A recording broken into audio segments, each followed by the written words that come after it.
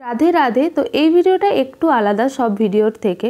তো এটা ছিল আমাদের প্রভুজির বিয়ে, রূপরাজ প্রভুজির বিয়ে। বিষ্ণুপুরে যারা আছেন তারা হয়তো এই প্রভুজিকে চেনেন সবাই। তো আমাদের ইস্কনেরই একজন মানুষ। তো তার রিসেপশনে আমরা গিয়েছিলাম। আমাদের নেমন্তন্ন ছিল বিয়ের দিন থেকেই। তো আমরা রিসেপশনের দিন অ্যাটেন্ড করেছিলাম যেহেতু আমাদের ডিউটি ছিল।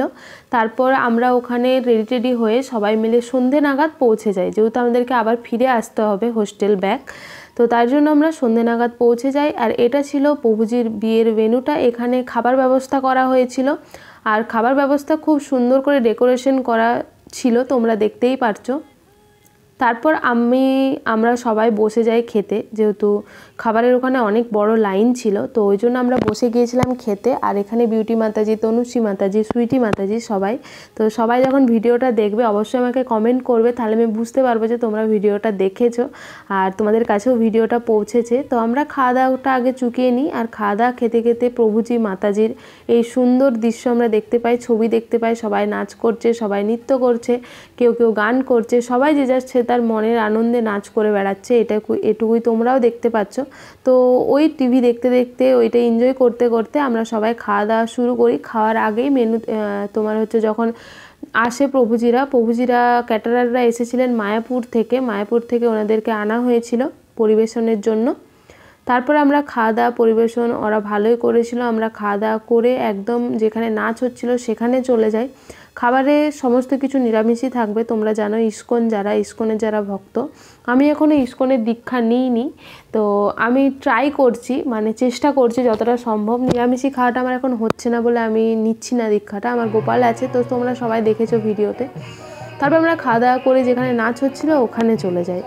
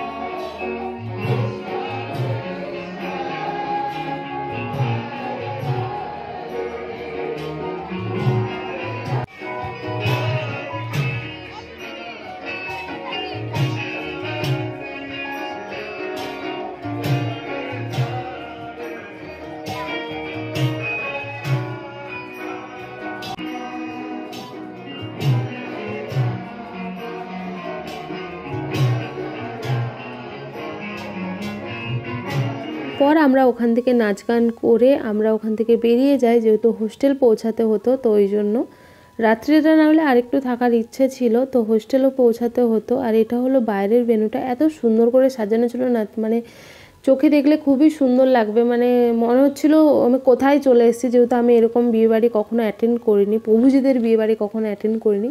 তারপর আমরা দেখছিলাম কি টোটো পাওয়া যায় নাকি, যেহেতু আমাদেরকে ফিরতে হবে, একটু দূরে ছিল আমাদের হোস্টেল থেকে।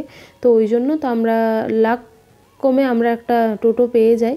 তো তারপর আমরা সবাই হোস্টেলে ফিরে আসি।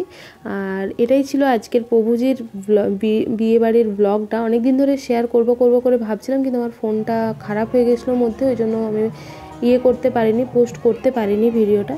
তো ভিডিওটা কেমন লাগলো অবশ্যই জানাবে কমেন্টে।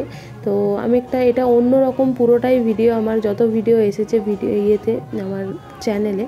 তো এটাই ছিল আজকের ব্লগ। সবাই ভালো থাকবে, রাধে রাধে, সুস্থ থেকো, সবাই সাবধানে থেকো। তো চলো তোমাদের সাথে পরবর্তী একটা অন্য কোনো ব্লগে তোমাদের সাথে দেখা হচ্ছে।